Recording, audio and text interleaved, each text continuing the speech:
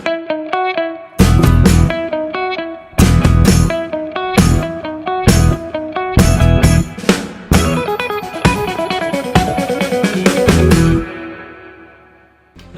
हमारा नाम आदर्श है और आप देख रहे हैं एकेएन टीवी। तो आज हमारे इस खास कार्यक्रम में दिन भर की प्रमुख खबरों को विस्तार से जानेंगे।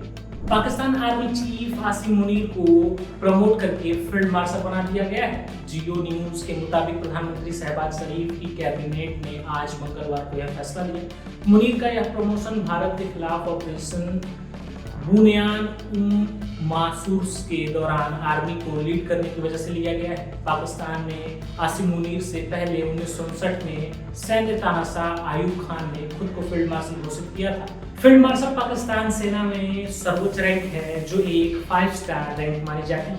यह रैंक जनरल से ऊपर है। पाकिस्तान में फील्ड मार्शल का पद सेना, नौसेना और वायुसेना में सबसे ऊंचा होता है। पाकिस्तान में यह रैंक केवल खास परिस्थितियों में ही दी जाती है। पाकिस्तान के पूर्व सेना प्रमुख जनरल राहिल शरीफ को फील्ड मार्शल का दर्जा देने की मांग की गई थी। इसे लेकर इस्लामाबाद हाई कोर्ट में एक याचिका भी दायर की गई थी। इसमें कहा गया था कि जनरल शरीफ के बेहतर काम के आधार पर उन्हें यह पद दिया जाए। हालांकि अदालत ने यह कहते हुए याचिका खारिज कर दी कि उसके पास इस मामले में कोई निर्देश देने का अधिकार नहीं। पाकिस्तान के कानून के मुताबिक फील्ड मार्शल के पास कोई अतिरिक्त संवैधानिक शक्ति नहीं होती। फील्ड मार्शल की नियुक्ति के लिए प्रधानमंत्री, राष्ट्रपति और रक्षा मंत्री तीनों की सहमति जरूरी होती। इसके अलावा सुप्रीम कोर्ट या हाई कोर्ट से भी संवैधानिक आदेश की जरूरत पड़ती। पश्चिम बंगाल के मुर्शिदाबाद जिले में अप्रैल में सांप्रदायिक हिंसा को लेकर कलकत्ता हाईकोर्ट की तरफ से गठित जांच समिति ने गंभीर खुलासे किए। इसमें कहा गया कि हिंसा में सत्तारूढ़ तृणमूल कांग्रेस यानी टीएमसी के स्थानीय नेता की भूमिका थी। हमलों का नेतृत्व स्थानीय पार्षद महबूब आलम ने किया। रिपोर्ट के अनुसार हिंसा में खास तौर पर हिंदू समुदाय को निशाना बनाया गया। इस दौरान स्थानीय पुलिस पूरी तरह से निष्क्रिय रही।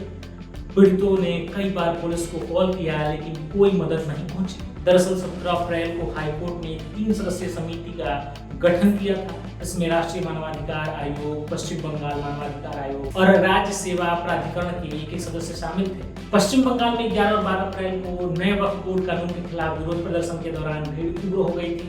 इसके बाद मुर्शिदाबाद में हिंसा हुई। इससे कम 3 लोगों की मौत हुई थी और कई लोग घायल हुए थे। पश्चिम बंगाल के गवर्नर सीवी आनंद बोस ने 4 मई को मुर्शिदाबाद दंगे पर गृह मंत्रालय को रिपोर्ट सौंपी थी। इसमें कट्टरपंथ और उग्रवाद को पश्चिम बंगाल के लिए बड़ा खतरा बताया गया था। गवर्नर ने कहा था कि बंगाल को दोहरा खतरा है, खासतौर पर बांग्लादेश से सटे मुर्शिदाबाद और मालदा जिलों में ज्यादा है क्योंकि यहाँ हिंदू आबादी अल्पसंख्यक है। उन्होंने नॉर्थ दिनाजपुर को भी संवेदनशील जिला बताया था। बंगाल गवर्नर ने दावा किया था कि मुर्शिदाबाद हिंसा पहले से ही प्लान की गई थी। राज्य सरकार को पहले से ही खतरे का अंदेशा था क्योंकि 8 अप्रैल को वक्फ एक्ट जारी होने के तुरंत बाद हिंसा भड़क गई और राज्य सरकार ने उसी दिन इंटरनेट भी बंद कर दिया। उन्होंने कहा था कि राज्य में कानून व्यवस्था बनाए रखने में कोऑर्डिनेशन की बड़ी कमी दिखी। इस वजह से केंद्र को कानून व्यवस्था बनाए रखने के लिए संवैधानिक विकल्प तलाशने की सिफारिश की। पश्चिम बंगाल पुलिस के साइटी ने हिंसा मामले में 21 अप्रैल को उड़ीसा के झारसुगुड़ा से 16 लोगों को गिरफ्तार किया। ये सभी झारसुगुड़ा जाकर छिपे थे। पुलिस ने हिंसा का मास्टरमाइंड जियाउल हक समेत उनके दोनों बेटों सफाउल हक और बानी इसराइल को गिरफ्तार किया है। इन पर हिंसा भड़काने का आरोप है। पश्चिम बंगाल पुलिस, एसटीएफ और एसआईटी ने मिलकर ज्वाइंट ऑपरेशन चलाया। अधिकारियों ने सीसीटीवी फुटेज और मोबाइल टावर रिकॉर्ड बरामद किए। इनसे क्राइम सीन पर इनकी मौजूदगी की बात कंफर्म हुई। इसके अलावा हिंसा में मारे गए हरगोबिंदो दास और चंदन दास की हत्या मामले में पुलिस ने कालू नादर, दिलदार, इंजमामुल हक को, मुराराई और जियाउल शेख को अरेस्ट किया है। पुलिस ने बताया कि मुर्शिदाबाद हिंसा से जुड़ी 100 से ज्यादा एफआईआर दर्ज की गई। इसमें अब तक 276 लोगों को गिरफ्तार किया जा चुका है। ऑपरेशन सिंदूर पर भाजपा और कांग्रेस के बीच पोस्टर वॉर जारी। भाजपा ने राहुल गांधी को मिर्जापुर बताने के जवाब में कांग्रेस ने विदेश मंत्री एस जयशंकर को जयचंद करार दिया है। मंगलवार को शुरुआत भाजपा नेता अमित मालवीय ने की। उन्होंने 2 पोस्टर जारी किए। एक में राहुल गांधी का चेहरा पाकिस्तानी आर्मी चीफ आसिम मुनीर के साथ मिक्स किया गया। हालांकि पोस्टर में उन्होंने मुनीर के नाम का जिक्र नहीं किया था। इसके जवाब में कांग्रेस प्रवक्ता पवन खेड़ा ने दोपहर 3 बजे पोस्टर जारी किया। इसमें विदेश मंत्री एस जयशंकर को जयचंद करार दिया गया। मुंबई के केईएम अस्पताल में सोमवार को 2 कोविड पॉजिटिव मरीजों की मौत हो गई है। हालांकि डॉक्टर का कहना है कि इनकी मौत कोविड से नहीं बल्कि पुरानी बीमारियों की वजह से हुई है। एक मरीज को मुंह का कैंसर था और दूसरे को किडनी से जुड़ी कोई भारी बीमारी थी। इधर एशिया के सिंगापुर, हांगकांग, चीन और थाईलैंड में कोरोना वायरस के मामले फिर तेजी से बढ़ रहे हैं। इन सभी देशों में नए मामलों की संख्या में इजाफा हो रहा है। सिंगापुर में 1 मई से 9 मई के बीच 3000 मरीज सामने आए हैं। अप्रैल के आखिरी हफ्ते तक ये संख्या 11,100 थी। यहाँ मामलों में 28% का इजाफा हुआ है। हांगकांग में जनवरी से अब तक 81 मामले सामने आए हैं। इनमें से 30 की मौत हो चुकी है। चीन और थाईलैंड में भी अलर्ट जारी किया गया है। हालांकि यहाँ मरीजों की संख्या के बारे में कोई जानकारी नहीं पाई गई। भारत में 1 जनवरी से 19 मई तक 257 मामले सामने आए हैं। भारत में अभी कोरोना की कोई बड़ी लहर नहीं दिख रही है। स्वास्थ्य और परिवार कल्याण मंत्रालय के मुताबिक 1 जनवरी से 19 मई तक देश में केवल 257 मामले ही सामने आए हैं। मुंबई में डॉक्टरों ने और भी हल्के लक्षण वाले मामले देखे हैं, खासकर युवाओं में, लेकिन नई लहर की कोई जानकारी नहीं मिली है। भारतीय हेल्थ एक्सपर्ट्स ने पड़ोसी देशों में बढ़ते मामलों को देखते हुए सावधानी बरतने और वैक्सीन लेने की सलाह दी है। इस बार संक्रमण के लिए ओमिक्रॉन और नए वेरिएंट JN1 और उसके सब वेरिएंट LF7 और NB1.8 को जिम्मेदार माना जा रहा है। अधिकारियों का कहना है कि अब तक ऐसा कोई सबूत नहीं मिला है जिससे यह लगे कि ये नए वेरिएंट पहले से ज्यादा खतरनाक है या तेजी से फैलने वाले हैं। हालांकि उनका मानना है कि यह लहर कमजोर इम्यूनिटी वाले लोगों पर अपना असर दिखा सकती है। पंजाब में भारत और पाकिस्तान के बीच बने अटारी वाघा बॉर्डर पर मंगलवार को 12 दिन बाद रिट्रीट सेरेमनी हुई। ये सेरेमनी करीब 1 घंटा तक चली। 6 और 7 मई की रात भारत की पाकिस्तान पर ऑपरेशन सिंदूर एयर स्ट्राइक के बाद 7 मई को रिट्रीट बंद कर दिया गया। बीएसएफ की तरफ से इसमें कुछ बदलाव किए गए। रिट्रीट के दौरान भारत और पाकिस्तान सीमा पर बने गेट बंद रखे गए। दोनों देशों के जवानों ने एक दूसरे से हाथ भी नहीं मिलाया। इस दौरान बीएसएफ की महिला जवानों की टुकड़ी ने भी परेड की। भारत की तरफ से रिट्रीट देखने के लिए भारी संख्या में लोग तिरंगा लेकर पहुंचे। बीएसएफ जवानों ने जोश दिखाया तो उन्होंने सीटी और तालियां भी बजाई। हालांकि पाकिस्तान की तरफ वाली गैलरी खाली रही। भीड़ देखने के लिए पाकिस्तान रेंजर्स ने वहां वर्कर्स को गैलरी में बिठाया। अटारी वाघा के अलावा फिरोजपुर में हुसैनीवाला और फाजिल्का में सादकी बॉर्डर पर भी रिट्रीट हुई। बता दें कि रिट्रीट सेरेमनी साल 1959 में दोनों देशों के बीच रिवाज के तौर पर शुरू हो रही है। विदेश सचिव विक्रम मिस्री ने मंगलवार को लगातार दूसरे दिन भारत पाकिस्तान सैन्य संघर्ष पर संसदीय समिति को ब्रीफ किया। आज संजय झा, श्रीकांत सिंधे और के कनिमोझी ने लीडरशिप वाले 3 डेलीगेशन को ब्रीफ भी किया। मिस्री ने सभी डेलीगेशन के सदस्यों को पहलगाम आतंकी हमले और ऑपरेशन सिंदूर पर भारत के एजेंडे और इसकी बारीकियों को समझाया। बैठक में टीएमसी की ओर से अभिषेक बनर्जी शामिल रहे।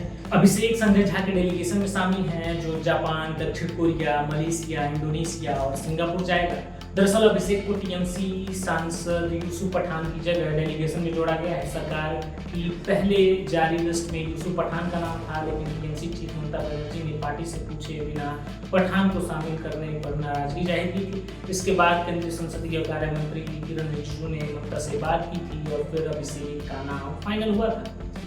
मद्रास हाईकोर्ट ने हाल ही में कहा कि जब कोई शख्स भारतीय ईसाई विवाह अधिनियम के तहत शादी करने के लिए मर्जी से तैयार होता है तो शादी के बाद ही वह व्यक्ति ईसाई माना जाएगा, यानी यह माना जाएगा कि उसने अपना मूल धर्म त्याग दिया है। कोर्ट ने यह भी कहा कि कोई व्यक्ति ईसाई धर्म अपना लेता है तो वह अनुसूचित जाति यानी एससी का दर्जा नहीं रख सकता और आरक्षण के लाभों का दावा भी नहीं कर सकता। जस्टिस एल विक्टोरिया गौरी ने कन्याकुमारी के थरूर नगर पंचायत के वर्तमान अध्यक्ष को अयोग्य घोषित करते हुए यह बात कही। दरअसल अमूथा रानी जो मूल रूप से अनुसूचित जाति से थी, उन्होंने 2005 में ईसाई व्यक्ति से शादी की। इसके बावजूद उन्होंने 2022 में अनुसूचित जाति के लिए आरक्षित थरूर नगर पंचायत अध्यक्ष पद का चुनाव लड़ा और जीती भी। डीएमके के सदस्य वी अयप्पन ने अमूथा की योग्यता को चुनौती देते हुए याचिका दायर की थी, जिसमें कहा गया कि धर्म परिवर्तन के बाद वह अनुसूचित जाति के आरक्षण की पात्र नहीं रही है। मद्रास हाईकोर्ट की जस्टिस एल विक्टोरिया गौरी ने पाया कि अमूथा रानी ने 2005 में ईसाई धर्म अपनाया था। उनकी शादी भारतीय ईसाई विवाह अधिनियम 1872 के तहत हुई थी। कोर्ट ने यह भी कहा कि अनुसूचित जाति का दर्जा केवल हिंदू, सिख और बौद्ध धर्म के अनुयायियों को ही मिलता है। इसलिए ईसाई धर्म अपनाने के बाद अमूथा रानी अनुसूचित जाति के आरक्षण की पात्र नहीं रहेंगी। जस्टिस गौरी ने कहा कि अगर कोई व्यक्ति अपनी जातीय पहचान को बनाए रखते हुए अन्य धर्म के व्यक्ति से विवाह करना चाहता है तो उसे विशेष विवाह अधिनियम 1954 के तहत विवाह करना चाहिए, न किसी धर्म विशिष्ट विवाह अधिनियम जैसे भारतीय ईसाई विवाह अधिनियम के तहत। भारत के बाद अफगानिस्तान भी पाकिस्तान की ओर जाने वाले पानी के प्रवाह को रोकने के लिए डैम बनाने की तैयारी कर रहा है। तालिबान सरकार के आर्मी जनरल मुबीन ने कुनार नदी पर बन रहे डैम का निरीक्षण किया। बलूच नेता मीर यार बलूच ने सोमवार को जनरल मुबीन के दौरे का वीडियो सोशल मीडिया पर शेयर किया। जनरल मुबीन के तालिबान सरकार से इस डैम को बनाने के लिए धन जुटाने की अपील की। उन्होंने कहा, यह पानी हमारा खून है और हम अपने खून को अपनी नसों से नहीं बहने दे सकते। हमें अपने पानी को रोकना होगा, इससे हमारी बिजली की जरूरतें पूरी होंगी और हम अपने खेतों में इसे इस्तेमाल कर पैदावार को बढ़ावा दे सकेंगे। तो आज हमारे इस खास कार्यक्रम में अभी के लिए बस इतना ही। खबरों से जुड़े रहने के लिए जुड़े रहिए हमारे चैनल के साथ। वीडियो को लाइक करिए, चैनल को सब्सक्राइब करिए और कमेंट बॉक्स में अपना सुझाव देना ना भूलिए। धन्यवाद।